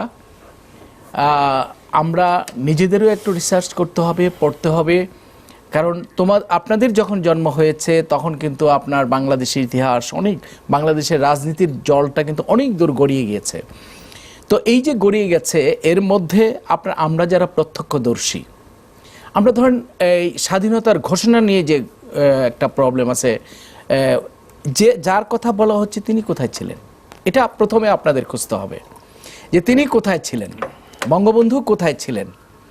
এই যে একটা আছে, এটা বঙ্গবন্ধু ঘোষণা করলেন, আর যদি একজন তার লেভেলের একজন লোক যদি হঠাৎ করে ঘোষণা করে, এটা মানুষজন শুনবে কিনা? আমি যদি আজকে বলি যে আমি বাংলাদেশ মানি না, আমি অন্য একটা দেশ ঘোষণা, আপনারা মানবেন? আমি যত পপুলারই হই, এটা কেউ মানবে না। এই যে দীর্ঘ একটা ইতিহাস আছে আন্দোলনে, আমি বলি যে আপনার বাংলাদেশের 52-এর ভাষা আন্দোলন, 66-র 6 দফা আন্দোলন, ছাত্রদের শিক্ষা আন্দোলন, আপনার তারপরে 70-এর নির্বাচন, তারপরে 71 এসে এই যে পর্যায়গুলো আছে, বঙ্গবন্ধু ছিলেন। আপনার যারা রাজনীতির ছাত্র, আমাদের এক বন্ধু আছে তরুণ বন্ধু, আপনি ইন্টারন্যাশনাল রিলেশনসের, আমি মনে করি রাজনীতি আপনি হয়তো একটু পড়েন ওই জায়গাটাতে। বঙ্গবন্ধু একটা এমন একজন নেতা ছিলেন, তিনি একজন যুগ উপযোগী নেতা ছিলেন। তিনি হঠাৎ করে কিছু বলেন নাই। আপনারা দেখেন তিনি পাকিস্তান মানে বাংলাদেশ পাকিস্তান ইন্ডিয়া আন্দোলনের সাথে তিনি জড়িত ছিলেন। পাকিস্তান তিনি একবার ভেবেছিলেন যে বাঙালি মুসলমানদের এই পাকিস্তানের ফ্রেমেই মুক্তি আছে। তারপরে যখন 47 সালে দেশ হলো তিনি দেখলেন আরে না, তো এটা তো ঠিক না, এটা বাঙালির দেশ হওয়া দরকার। কী করলেন? মুসলিম লীগ থেকে আওয়ামী মুসলিম লীগ করলেন, তারপর আওয়ামী মুসলিম লীগ থেকে এই যে একটা সেকুলার এবং বাঙালি রাষ্ট্র তৈরি করার চেষ্টা করলেন। আপনি তাকে আলোচনা করলে এই জিনিসটা বোঝা যাবে। আপনি ভারতের স্বার্থ আছে কিনা, আমি সময় থাকলে আরও বলতে পারতাম। ভারতের স্বার্থ থাকতে পারে, সবচেয়ে বড় জিনিস হচ্ছে আমার স্বার্থটা চরিতার্থ হলো কিনা। এই যে আমরা আন্দোলন করলাম, সশস্ত্র আন্দোলনটা করলাম একটা বাঙালির রাষ্ট্র বানানোর জন্য, এই জায়গাটাতে ভারত কি করেছে না, সবচেয়ে বড় কথা হচ্ছে ভারত তো আমাদের 1 কোটি মানুষকে আশ্রয় দিয়েছে। ভারত তো আমাদের অস্ত্র দিয়ে আমাদেরকে সহযোগিতা করেছে, তাদের হিউম্যান রিসোর্স দিয়ে, তাদের মিলিটারি শক্তি দিয়ে, বুদ্ধি দিয়ে আমাদেরকে সহযোগিতা করেছে। তার কি স্বার্থ ছিল না ছিল আমি সেই দিকে যেতে চাই না। আমি চাই যে আমার স্বার্থটা, এই যে স্বাধীন বাংলাদেশ, বাঙালি রাষ্ট্র তৈরির ক্ষেত্রে আমরা কি ভূমিকা পালন করেছি। এবং বঙ্গবন্ধুর একটা উক্তি আছে, তাকে যখন জিজ্ঞাসা করা হয়েছিল তিনি বলেছিলেন বাংলাদেশ সম্মানের সাথে তার স্বাধীনতা নিয়ে টিকে থাকবে, এটাই তার ইচ্ছা। আমরা সম্মানের সাথে টিকে আছে কিনা, কাজেই এটা হচ্ছে মূল কথা। আরেকটি জিনিস হচ্ছে বাকশাল, ছেলের ভূমিকা। আমি একজন প্রত্যক্ষদর্শী। আমি জগন্নাথ কলেজের তখন বিসিসি ক্যাডেট ছিলাম আমি একজন। শেখ কামাল সাহেবকে আমি দেখেছি খুব 2-3টা প্রোগ্রাম আমি তাকে দেখেছি। আমার কাছে মনে হয়েছে যে প্রোপাগান্ডাটা আপনার এই উপমহাদেশ, আপনি দেখবেন যে ইন্ডিয়াতে ইন্দিরা গান্ধীর ছেলের বিরুদ্ধে হয়েছে, আপনি পাকিস্তানে ব্যানার্জির বিরুদ্ধে, ব্যানার্জির ওয়েস্টার্ন এডুকেটেড, পাকিস্তানের রাষ্ট্রের মধ্যে সে পর্দা মানে না, সে অমুক মানে না, দেখবেন ষড়যন্ত্রগুলো। আপনার বন্দর নায়েক শ্রীলঙ্কায় ছিলেন, তার যদি জিনিসটা দেখেন, এদেশে যারা স্বাধীনতাকামী নেতা ছিলেন, যারা নিপীড়িত মানুষের সকলের, অর্থাৎ তার রাষ্ট্রের ফ্রেমের মধ্যে থেকে তারা যে আন্দোলনটা করেছে, ষড়যন্ত্রগুলোকে এভাবে দেখানো হয়েছে। এই যে স্বার্থান্বেষী মহল যারা আমাদের বাংলাদেশের স্বাধীনতায় বিশ্বাস করে নাই, তারা আস্তে আস্তে আস্তে আস্তে এই জিনিসটাতে ঢুকে গেছে। বাকশাল বঙ্গবন্ধুর এটা ভাষণটা যদি পড়েন, এটা বোধহয় 16 জানুয়ারি 1975 সালের আপনি তার ভাষণটা যদি পড়েন, ওই জায়গাতে তিনি বলেছিলেন বাকশাল কোনো স্থায়ী ব্যবস্থা নয়, বাকশাল হচ্ছে সাময়িক একটা ব্যবস্থা। এটা তিনি বলেছিলেন যে এই যে আমরা একটা স্বাধীন করলাম, আমরা পাকিস্তানের ফ্রেমের মধ্যে থেকে আমরা বলেছিলাম যে বাঙালির জন্য একটা রাষ্ট্র এবং অর্থনৈতিকভাবে স্বাধীন, অর্থনৈতিকভাবে বাঙালিকে মুক্তি দেওয়ার জন্যেই তিনি বাকশালের কথা বলেছিলেন। তিনি সেই জায়গাতে এগ্রিকালচার রিফর্মসের কথা বলেছেন, তিনি সেই জায়গাতে ক্যাপিটাল কি হবে, অর্থাৎ ব্যাংকিং সিস্টেম কি হবে, কার কাছে কত ক্যাপিটাল থাকতে পারবে, কারণ আমাদের দেশটা তো উন্নত দেশ না, একটা গরিব দেশ, সেই জায়গাটাতে নিয়ে যাওয়ার জন্য কথা বলা হয়েছে। কিন্তু তিনি তো সেটা বাস্তবায়ন করতে পারেন নাই। কিছু কিছু জায়গায় যেখানে বাস্তবায়ন করেছেন সেই জায়গাটাতে আমি মনে করি তিনি সঠিকভাবেই করেছেন। আরেকটা হলো হত্যার বিচার আপনারা দেখেছেন। হ্যাঁ, আমিও মনে করি যারা মাস্টার মাইন্ড, আমি আপনাদের সাথে একমত যে যারা এর পেছনে ছিল, আমরা যে নামগুলি শুনেছি তার বাইরেও ছিল দেশীয়, অর্থাৎ এদেশীয় এবং বিদেশি যারা ছিল, তাদের আমরা বিচার করতে পারি বা না পারি, তাদের নামগুলো আমাদের জানা উচিত। এইটা আজকে যারা রাষ্ট্রীয় ব্যবস্থায় আছে, রাষ্ট্র যারা পরিচালনা করছেন, তাদের কাছে আমাদের আহ্বান হচ্ছে, দাবি হচ্ছে যে যারা এর পেছনে ছিল। এটা কেন দরকার? দরকারটা হচ্ছে আমার রাজনীতিটাকে সুস্থ করার জন্য, স্বচ্ছ করার জন্য। একটা সঠিক, যারা আমাদের এক বন্ধু এই জায়গাতে বলেছেন যদি আমরা এটা করতে না পারি তাহলে কিন্তু আপনার এই ষড়যন্ত্রের অংশীদাররা অথবা যারা লাভবান হয়েছিল, ধরেন 75-এর পরে কারা প্রধানমন্ত্রী দেশের কে হয়েছিল, যিনি একজন স্বাধীনতা বিরোধী ছিলেন। আজকে যদি তিনি বেঁচে থাকতেন, হয়তোবা আজকে এই যে যুদ্ধ অপরাধীদের বিচার হচ্ছে সেটা তাকে ফেস করতে হতো। কাজেই আমি মনে করি যে ষড়যন্ত্রকারীদের, পরিকল্পনাকারীদের, যারা বঙ্গবন্ধুকে হত্যা করেছে, বঙ্গবন্ধুকে হত্যা করে তো শুধুমাত্র একজন ব্যক্তিকে হত্যা করেন নাই, একজন রাষ্ট্রপতিকে বা প্রধানমন্ত্রীকে হত্যা করেন নাই, বঙ্গবন্ধুকে হত্যার পর আপনারা যারা তরুণ সমাজ আছেন, আপনারা দেখবেন, আমি প্রথমেই বলেছিলাম যে বাংলাদেশ একটি অসাম্প্রদায়িক দেশ হবে। এই জন্যই তো আমরা স্বাধীনতা করেছি। বাংলাদেশ একটি গণতান্ত্রিক রাষ্ট্র হবে, বাংলাদেশ সকল বাঙালির রাষ্ট্র হবে। এইটা বাঙালির রাষ্ট্র, এই কথাটা থেকে আমরা কিন্তু অনেক দূরে চলে যাচ্ছি। এই জায়গাটার মধ্যে আমাদের থাকতে হবে, তাহলে পরেই আমার স্পিরিট, আমার দেশপ্রেম, আমরা যে এতগুলো আন্দোলন করলাম, ভাষার জন্য জীবন দিছে পৃথিবীতে কয়টা জায়গা আছে বলেন আপনারা? একটা জায়গাও তো নাই। কাজেই আমাদের ওই জায়গাটায় ফিরে যেতে হবে, এবং সেটা কেবল আপনাদের মতো তরুণ যারা আছে তারাই পারে। জনাব কাশিম হুমায়ুন, আপনার কথাগুলি আমরা শুনবো, তবে একটা ছোট্ট বিরতি নিয়ে আসি। নিটোল টাটা 3 গতে নিব আর একটা ছোট্ট বিরতি, আশা করি আমাদের সঙ্গেই থাকবেন।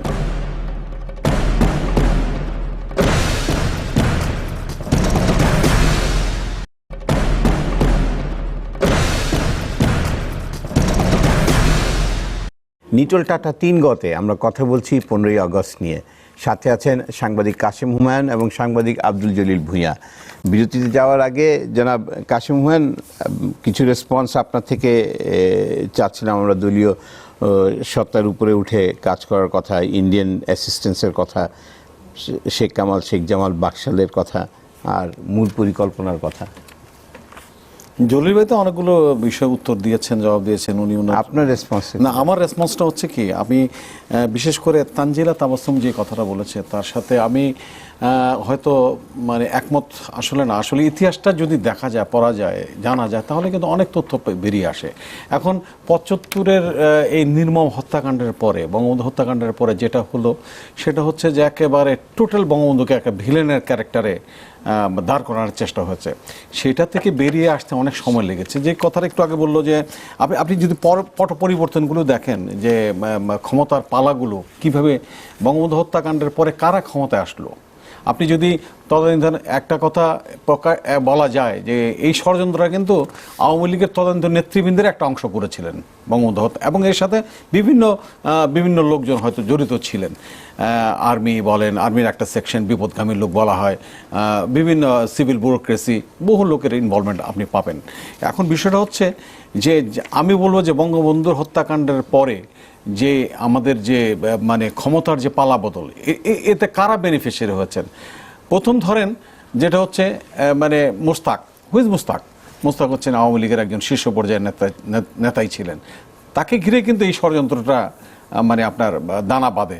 পরবর্তীতে 15ই আগস্টের নির্মম হত্যাকাণ্ডটা হয়, এবং তার নেতৃত্বেই কিন্তু আপনি দেখবেন সবগুলো বিভিন্ন এলিমেন্ট, যারা এই এলিমেন্টগুলো কারা, যারা বঙ্গবন্ধুর হত্যাকাণ্ডের সাথে জড়িত ছিলেন তারা কারা। এবং একটা জিনিস যে তারা হয়তো অনেকে মুক্তিযুদ্ধ অংশ নিয়েছিলেন, এবং এখন বলা হচ্ছে আমরা যেটা তথ্যপত্র এখন জানতে পারি, বা হয়তো আপনারাও ইতিহাসগুলো এগুলো যদি আপনারা একটু পেছনের দিকে তাকান, গবেষণা করেন, চেষ্টা করেন, তাহলে হয়তো এই তথ্যগুলো পেয়ে যাবেন। প্ল্যান্টেড ওয়েতে পাকিস্তান থেকে এদেরকে মুক্তিযুদ্ধে পাঠানো হয়েছিল যাতে এইরকম একটা ষড়যন্ত্র করা যায়, এবং সেটাই আলটিমেটলি কিন্তু তারা সফল হয়েছেন। 15ই আগস্টের হত্যাকাণ্ডের ভিতরে মধ্য দিয়ে তারা সফল হয়েছেন। এবং আপনি দেখবেন যে প্রথম মুস্তাককে যখন মানে মুস্তাক যখন সরে যায় 3 নভেম্বর 1975-এর মানে আর্মির একটা করে, যেটা জেনারেল খালেদ মোশাররফ করেছিলেন, মাত্র 3 দিন থাকতে পারেন নাই। কারণটা কি? কু যখন হয়, আপনি দেখবেন ইতিহাসে যখন দেখবেন সামরিক অভ্যুত্থানগুলো হয়, যারা সাকসেস হয় তারা কিন্তু তার প্রতিপক্ষকে রক্ষা করেন। এই জায়গায় আমরা একটা দেখেছি যেখানে কিন্তু একটা ব্যতিক্রম হয়েছিল। আপনারা যদি খালেদ মোশাররফের সেই ইয়েটা দেখেন তাহলে দেখবেন যে এখানে একটা ব্যতিক্রম ছিল। উনি চেয়েছিলেন যে একটা আপোষ টাপোষের ভিতর দিয়ে একটা কিছু করা যায় না, কিন্তু সেটা কিন্তু হলো না, হতে দেওয়া হয়নি। পরবর্তীতে 7ই নভেম্বর যে ঘটনাটা ঘটলো, যেটা সিপাহী বিদ্রোহ বলা হয়, সিপাহী জনতার তথাকথিত বিপ্লব বলা হয়, সেখানে কিন্তু দেখবেন যে আপনি যারা করেছিলেন সেটা কিন্তু তার খালেদ মোশাররফকে বা তার যারা ফলোয়ার ছিল তাদের কিন্তু কাউকে রেহাই দেয়নি, বাঁচতে দেয় নাই।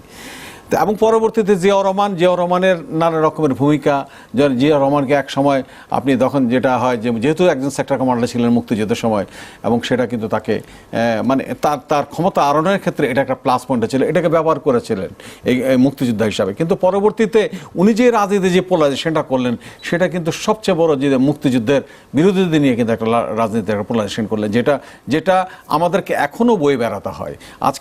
আজকে গণতান্ত্রিক ব্যবস্থায় আওয়ামী লীগ ক্ষমতায় ক্ষমতায় আছে, স্বাধীনতার পক্ষের একটা শক্তিকে নিয়ে আজকে ক্ষমতায় আছে, কিন্তু এদেরকে কিন্তু নানাভাবেই কিন্তু আজকে অনেক ব্যথা, অনেক অনেক সমস্যা তৈরি হচ্ছে। আপনি দেখেন যদি ইতিহাসকে ক্রোনোলজিক্যালি ডাকেন, আপনি দেখবেন জিয়াউর রহমানের সময় 79 একটা নির্বাচন হয়েছিল। এই নির্বাচনে নির্বাচনের বিফোর তিনি একটা নির্বাচনের আগেই কিন্তু একটা ক্যাবিনেট গঠন করেছিলেন, মানে পলিটিশিয়ানদের নিয়ে, এবং তখন কিন্তু প্রধানমন্ত্রী করেন নাই, করেছিলেন একটা সিনিয়র মিনিস্টার। এই ভদ্রলোককে, ইনি হচ্ছেন, আপনারা হয়তো নামটা জানেন, মরুম মশিউর রহমান জাদু মিয়া, যিনি তদানীন্তন মাওলানা ভাসানী নেতৃত্বাধীন ন্যাপের একজন নেতা ছিলেন। এবং সবচেয়ে বড় তথ্য হচ্ছে মাওলানা ভাসানী এবং তার অনুসারীরা কিন্তু মুক্তিযুদ্ধে সরাসরি অংশ নিয়েছিলেন। হ্যাঁ, কিন্তু জাদু মিয়া একজন শীর্ষ পর্যায়ের নেতা হয়ে, যে মশিউর রহমান, তিনি কিন্তু মুক্তিযুদ্ধে ভারতে গেলেন অংশ নেওয়ার জন্য, কিছুদিন কিন্তু আবার ঢাকা চলে আসলেন, এসে পাকিস্তানিদের পক্ষে অবলম্বন নিলেন। এরকম ষড়যন্ত্র হয়েছে এবং তাকে তিনি প্রথম সিনিয়র মিনিস্টার করলেন, যিনি মুক্তিযুদ্ধ গেলেন, আবার মুক্তিযুদ্ধ ছেড়ে দিয়ে কিছুদিনের মধ্যে সে পাকিস্তানে এসে পাকিস্তানের সাথে আত্মসমর্পণ করে পাকিস্তানের অখণ্ডতায় ইনি বিশ্বাস করলেন। তাকে নিয়ে তিনি রাজনীতি শুরু করলেন এবং পরবর্তীতে যখন অল্প কিছুদিন সিনিয়র মিনিস্টার থাকার পরেই উনি মানে মারা যান, এবং মারা যাওয়ার পরে 79 একটা নির্বাচন হলো। এই নির্বাচনের ভিতর দিয়ে, যেটা ধরেন এই ডেমোক্রেসি কতটুকু সামরিক শাসনের এক শাসকের অধীনে একটা নির্বাচন, এই নির্বাচনটা কখনোই আমরা মনে করি না, এসব সময় একটা বিতর্ক থাকে। বিতর্ক হচ্ছিল একটা সময় যে এই দেশে নাকি হা বা না ভোটার, আপনারা জানেন হা বা না ভোট হয়েছে, যে ওরান হা বা না ভোটে গিয়েছিলেন, এরশাদও গিয়েছিলেন, সেখানে কিন্তু মোর দেন 95-96% ভোট তাদের পক্ষে, 99%ও কাস্ট করানো হয়েছে।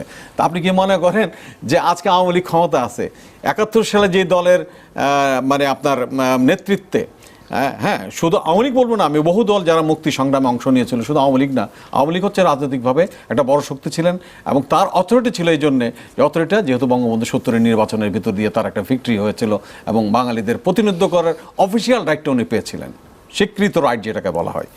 এবং সেই জায়গায় যে এই যে এন্টি আওয়ামী লীগ পোলারাইজেশন, আওয়ামী লীগের বিরোধিতা করতে যে শক্তিটার এখানে উত্থান হলো, সেটা খুবই নির্মম। হ্যাঁ, রাজনীতিতে পক্ষে বিপক্ষে থাকবে, আর কালকে যদি কেউ আওয়ামী লীগকে সমালোচনা করেন, এটা তো আমি মনে করি মানে এটা গণতান্ত্রিক চর্চা, আপনার এটা করতেই পারেন, পছন্দ থাকতেই পারে যে হ্যাঁ মোর দেন, কিন্তু এই দেশের রাজনীতিটা হওয়া উচিত কি জানেন, আমি মনে করি রাজনীতিটা হওয়া উচিত হচ্ছে যে মুক্তিযুদ্ধের পক্ষের শক্তির মধ্যে, যেটা মুক্তিযুদ্ধের পরাজিত শক্তিকে আমরা ফেস করব, যে শক্তিটাকে আমরা 71 সালে আমরা হারিয়ে দিয়ে আসছি, পরাজিত করে আমরা এই দেশটাকে অর্জন করেছি স্বাধীনতা, তাদের সাথে আবার মোকাবেলা করতে হবে, এটা তো আমাদের কাম্য হতে পারে না।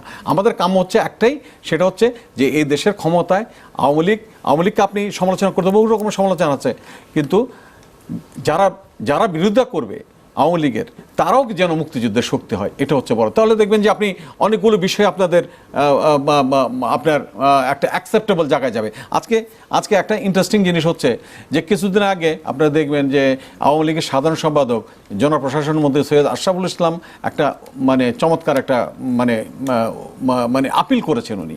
সে আপিলটা কি, যে বঙ্গবন্ধুকে সার্বজনীনভাবে এটা গ্রহণযোগ্য, সার্বজনীনভাবে এবারে 40 বছরের শাহাদত বার্ষিকীতে বঙ্গবন্ধু শাহাদত বার্ষিকী পালন করা। এখন সার্বজনীন করার ব্যাপারে ইটস এ গুড আপিল।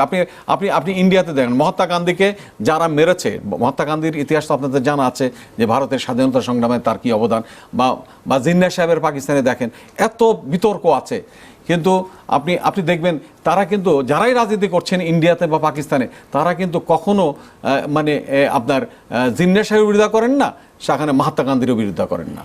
এই মহাত্মা আজকে যে ভারতে বিজেপি ক্ষমতা আছে, তাদের একটা অংশ ছিল আজকে যারা পরবর্তীতে বিজেপিতে মার্জ হয়েছে, হ্যাঁ, RSS রাষ্ট্রীয় সেবক সংঘ, তাদেরই একজন নাথুরাম গডস তাকে হত্যা করেছিলেন।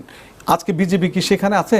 বিজেপিকে আপনি দেখেন ইতিহাসটা, বিজেপি কিন্তু এর আগেও ক্ষমতা ছিলেন, বিজেপি তো মহাত্মা গান্ধীকে অসম্মান করে না, তারা রাষ্ট্রীয়ভাবে তাকে পালন করছে, রাষ্ট্রীয়ভাবে মানে তারা সেইভাবে করছে। কিন্তু আমাদের এখানে দেখবেন, এবার পাকিস্তানে আমি যে কথাটা বললাম, যে আপনি জিন্নাহ সাহেবকে নিয়ে নানা রকমের কথাবার্তা হয়, রাজনীতি নিয়ে কথাবার্তা হতেই পারে, কেউ হয়তো তার রাজনীতি পছন্দ করেন, কেউ পছন্দ করে না। অনেক সময় পাকিস্তানে মুসলিম লীগ ক্ষমতা ছিল, জিন্নাহ সাহেবের দল আবার জিন্নাহ সাহেবের বাইরেও ক্ষমতায় গেছে, কিন্তু তারা কিন্তু পাকিস্তানে জিন্নাহ সাহেবকে অস্বীকার করেনি। কিন্তু আমরা জিন্নাহ সাহেব বা মহাত্মা গান্ধী যেভাবে দেশের স্বাধীনতা এনেছেন, আমরা তো সেইভাবে স্বাধীনতা আনি নাই। আমাদের স্বাধীনতা আপনি দেখবেন যে বহু ত্যাগ তিতিক্ষা, এই জাতিটাকে ঐক্যবদ্ধ করা, জাতিটাকে স্বাধীনতা সংগ্রামের দিকে নিয়ে যাওয়া, এর জন্যে সবচেয়ে আমাদের ত্যাগ স্বীকার করেছেন কে? বঙ্গবন্ধু। সবচেয়ে বড় ত্যাগ তিনি সবচেয়ে সাকসেসফুল হচ্ছে তিনি এই দেশের মানুষের পালসটা বুঝেছেন যে মানুষ কি চায়, এবং প্রতিটা লড়াই সংগ্রামে মানুষের যে চাহিদা ছিল এই চাহিদার সাথে উনি উনি উনি এই চাহিদাটা পূরণ করতে পেরেছিলেন এবং সাকসেসফুল একজন লিডার হতে পেরেছেন। আজকে এই রকম সশস্ত্র সংগ্রামের ভিতর দিয়ে আমাদেরকে একটা যুদ্ধ ভিতর দিয়ে আজকে আমাদের দেশটা অর্জন করতে হচ্ছে, এবং সেই দিকটাই নিয়ে গেছেন আমাদেরকে বঙ্গবন্ধু। আজকে সেই লোকটাকে, সেই বঙ্গবন্ধুকে আমরা কিন্তু সার্বজনীনভাবে আমরা কিন্তু অ্যাকসেপ্ট করতে, হয়তো যারা আপনার মহাত্মা গান্ধীকে অ্যাকসেপ্ট করা হচ্ছে, জিনিয়ার সাহেবকে অ্যাকসেপ্ট করা হচ্ছে, অথচ আমরা এই দেশে আপনি 15ই আগস্ট আপনি দেখবেন যে ইতিহাসের পাতা 15ই আগস্ট কেক কাটা হয় জন্মদিনে। তো এগুলো দিয়ে আপনি এটা এই বঙ্গবন্ধুর মতো মহান নেতার প্রতি একটা শ্রদ্ধা। এবং আমি মনে করি যে দেখেন এই দেশটা আমরা আজকে আমরা স্বাধীন একটা দেশে আছি, এবং স্বাধীনভাবে আমরা কথা বলতে পারি। আমরা আমাদের নিজের মানচিত্র আছে, দেশ আছে, জাতি আছে। একটু আগে জলিল ভাই বলছিলেন যে পাকিস্তানের কাঠামোর মধ্যে যদি আমরা থাকতাম, আজকে পাকিস্তানের আপনি চেহারাটা দেখেন, পাকিস্তানের জাস্ট ইতিহাসটা দেখেন, এখন কি হচ্ছে পাকিস্তানে। হ্যাঁ, একটা তালেবান রাষ্ট্র, তালেবানরা এই দেশটাকে মানে আপনার মোটামুটি বলা যায় মানে আনঅফিসিয়ালি নিয়ন্ত্রণ করছেন। তাদের ইকোনমি ক্রাশ হয়ে গেছে, পড়ে যাচ্ছে। আর আমরা কোথায় আছি? আমরা কতটুকুন ভালো মন্দ আছে হয়তো আপনারা এগুলো অ্যানালাইসিস করতে পারবেন, কিন্তু আমরা তো জঙ্গিবাদ মৌলবাদের বিরুদ্ধে আমাদের একটা অবস্থান। ওইভাবে আমাদের এই দৃঢ়তার কারণে সরকারের বলবো যে মানে সরকারের রাষ্ট্রীয় পরিচালনার ক্ষেত্রে তাদের যে কমিটমেন্ট, এই কমিটমেন্ট মানুষগুলোর, আমাদের মতো মানুষগুলোর, যে আপনাদের মতো মানুষ, আগামী প্রজন্ম, তাদের যে প্রত্যাশা, এই প্রত্যাশা পূরণে আমরা কিন্তু এই রাষ্ট্রটাকে এমন একটা পর্যায়ে নিয়ে আসতে পেরেছি যেখানে কিন্তু আমরা আর ধীরে ধীরে আগাচ্ছি। এবং একটা জিনিস দেখবেন যে আমি একটা জিনিস আপনাদের একটু তথ্য জানাই যে বঙ্গবন্ধু 1972 সালে যে রাষ্ট্রটা মানে শুরু করেছিলেন, যে সরকার দিয়ে যাত্রাটা, সেখানে কিন্তু বাংলাদেশের বাজেট ছিল 4,000 কোটি টাকা। আজকে আস্তে আস্তে সেখানে 7.5 কোটি মানুষ ছিল। আজকে আস্তে আস্তে আমরা আজকে এই স্বাধীনতার 44 বছর পরে আপনি দেখেন কোথায় আসছে। আমাদের রাষ্ট্রীয় বাজেট হচ্ছে এখন অলমোস্ট 3 লাখ কোটি টাকা। তো আপনি যে যাত্রা শুরু, আপনি দেখবেন কতগুলো ইন্ডেক্স আছে, এগুলো দেখলেই যে আপনারা যে দেশের জন্য, দেশটা আমাদের কত প্রয়োজন, কতভাবে আমরা এগিয়েছি, সেইগুলো কিন্তু আপনারা দেখতে পারবেন। আপনি দেখেন 4,000 কোটি টাকার যে যাত্রাটা বঙ্গবন্ধু শুরু করেছিলেন একটা বাজেট নিয়ে, সে আজকে তারই সুযোগ্য কন্যা শেখ হাসিনা এই জায়গাটায় এসে আমাদের রাষ্ট্রীয় বাজেটটাকে প্রায় 3 লাখ কোটি টাকার মধ্যে নিয়ে গেছেন। This is a Virat success. আমরা একটু প্রশ্ন নিয়ে নিই কয়েকটা, হুমায়ুন ভাই। আমার প্রশ্ন হচ্ছে 15ই আগস্ট জাতীয় শোক দিবস, বঙ্গবন্ধুর আমাদের জাতির পিতা বঙ্গবন্ধু শেখ মুজিবুর রহমানকে হত্যা করেছে। তবে এখানে আমি যে জিনিসটা চিন্তা করি বা আমার যে জিনিসটা মনে হয় সেটা হচ্ছে শুধু 15ই আগস্ট না, আগস্ট মাসটা বাঙালির জন্য কলঙ্ক অধ্যায়। যেমন আমরা ইতিপূর্বে দেখেছি 21শে আগস্ট গ্রেনেড হামলার কারণে অনেক গণমানুষ মারা গেছে। জাস্ট ফর এক্সাম্পল, আইবির রহমান নিহত হয়েছিলেন সেদিন। তো এভাবে গ্রেনেড হামলা, এরপর দেখা যাচ্ছে যে রমনার বটমূলে গ্রেনেড হামলা, বোমাবাজি, এগুলো কারা করে বা এগুলো যারা করে তাদেরকে কারা সৃষ্টি করে? ঘটনা তো অনেক ঘটেছে। আপনি 21শে আগস্টের ঘটনাটা যদি একটু দেখেন তাহলে দেখবেন যে এখানে যে সবচেয়ে বড় তথ্যটা হচ্ছে যে 2004 সালের 21শে আগস্ট যে আপনার এই জনসভায়, যে বঙ্গবন্ধু যে জনসভাটায় মানে আপনার গ্রেনেড বিস্ফোরণ ঘটনা হচ্ছিল সুকৌশলে, এবং সেটা ছিল টার্গেটে ছিলেন আজকের প্রধানমন্ত্রী শেখ হাসিনা, তদানীন্তন বিরোধী দলের নেতা। তাকে মেরে ফেলার জন্যই কিন্তু এই বিষয়টা। এখন লাখিলি বলেন, আল্লাহর রহমত বলেন, উনি বেঁচে গেছেন। এবং জানেন যে আইবুর রহমান সহ অনেকেই মারা গেছেন। হ্যাঁ, এবং it's a part of conspiracy এটা। এবং এই কনস্পিরেসিটা হচ্ছে আপনার একেবারে, আপনি যদি বলেন যে যারা মানে স্বাধীনতা বিরোধী, তাদেরই কনস্পিরেসি। কিছু বলবেন নাকি? আমি আসলে কাশেম ভাই তো বলেছেন ছোট্ট 2 মিনিট সময় আছে। 2 মিনিট, আচ্ছা ঠিক আছে। আমি ওই যে যেটা বলেছেন যে পলিটিক্যাল পোলারাইজেশন, আমাদের তরুণ বন্ধুদের এই জিনিসটা জানা উচিত। After death of Bangabandhu political পোলারাইজেশনটা এইরকম হয়েছে। উনি ভাসানী নেপের কথা বলেছেন। আমি আমার অভিজ্ঞতা থেকে বলি, এবং আমি যেটা অবজার্ভ করেছি জার্নালিস্ট, এবং স্বাধীনতা যুদ্ধের সময় আমি অত ছোট না, রাজনীতি কিছুটা বুঝি, আমি একজন পলিটিক্যাল ফ্যামিলিরই ছেলে। ভাসানী নেপের মধ্যে আমার একটা হচ্ছে যে স্বাধীনতার পক্ষে ছিল 1-2%, আর বাকি সবই ছিল পাকিস্তানের পক্ষে। তো পলিটিক্যাল পোলারাইজেশন আপনার death of killing of Bangabandhu 70 Ziaur রহমানের নেতৃত্বে যে হয়েছে, সেখানে দেখবেন আপনারা যে ভাসানী, নেপ, জামাত, মুসলিম লীগ, বিশেষ করে মুসলিম, এবং জিয়াউর রহমান যে পলিটিক্সটা ঠিক করেছেন এটা কিন্তু মুসলিম লীগের পলিটিক্স। আপনারা যে দেখবেন যে মুসলিম লীগের পলিটিক্সটা ভারত বিরোধিতা, ভারত পাকিস্তানকে নিয়ে যাচ্ছে, গিলে ফেলছে, এই ধরনের কথাগুলোই কিন্তু বারবার বলা হচ্ছে যে পাকিস্তানকে গোলাম বানানোর যে বঙ্গবন্ধুর বিরুদ্ধে কিন্তু আগেও ছিল, পাকিস্তানের সময়ও ছিল যে তিনি কি ভারতের দালাল, ভারতের গোলাম বানানোর জন্য আমাদের চেষ্টা করছে, স্বাধীনতার পরেও করেছে।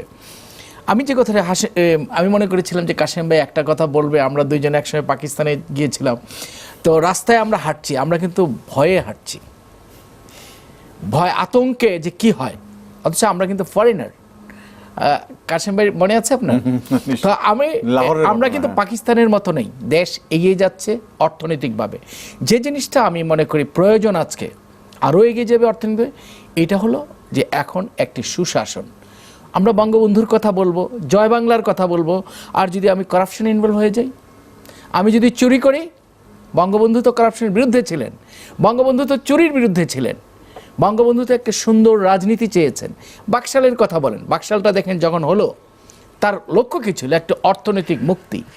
তো সেই মুক্তি কাজ করতে গেলে কিন্তু আমরা সকলেই স্বাধীনতার পক্ষে হবে, এটা যেমন সত্যি, আবার স্বাধীনতার কথাটি বলে আমি চুরি করব, এটা হতে পারে না। জয় বাংলা যেমন আমার স্বাধীনতার স্লোগান, এটা আমরা সকলেই দেব, বঙ্গবন্ধুর কথা আমরা সকলেই বলবো। আমি আওয়ামী লীগের সমালোচনা করতে পারি, সব পারি, কিন্তু একটা সুশাসন, একটা ইনক্লুসিভ রাজনীতি, আমরা সকলের পার্টিসিপেশনের একটা রাজনীতি, যেই জায়গাটাতে আমি বলেছিলাম একটা অসাম্প্রদায়িক, গণতান্ত্রিক এবং সমাজতান্ত্রিক, অর্থাৎ অর্থনৈতিকভাবে আমাদের যেন কাউকে চিন্তা করতে না হয়, এইরকম একটি বাংলাদেশ যেটা বঙ্গবন্ধু আপনার চিন্তা করেছিলেন, চেয়েছিলেন। আমরা মুখে মুখে বললে হবে না, একমাত্র শেখ হাসিনাকে আপনার কি বলে সত্যবাদী রাজনীতি হলে হবে না। ওই জায়গাটিতে যারা রাজনীতি করছেন সকলকে ওই জায়গাটিতে যেতে হবে বলে আমি মনে করি। জনাব আব্দুল জলিল ভূঁইয়া, যেমন কাশিম হুমায়ুন, দর্শক সবাইকে ধন্যবাদ, অনেক অনেক ধন্যবাদ আমাদের স্টুডিওতে আসার জন্য। দর্শক, আমাদের দেশে 15ই আগস্ট নিয়ে আরও চুলচেরা বিশ্লেষণ হওয়া দরকার, এই আশা ব্যক্ত করে আজকে শেষ করব।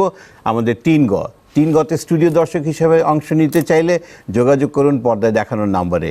3 গতে আমরা কথা বলি দেশের গণতন্ত্র চর্চা, গণমাধ্যমের ভূমিকা এবং গণমানুষের স্বার্থ নিয়ে।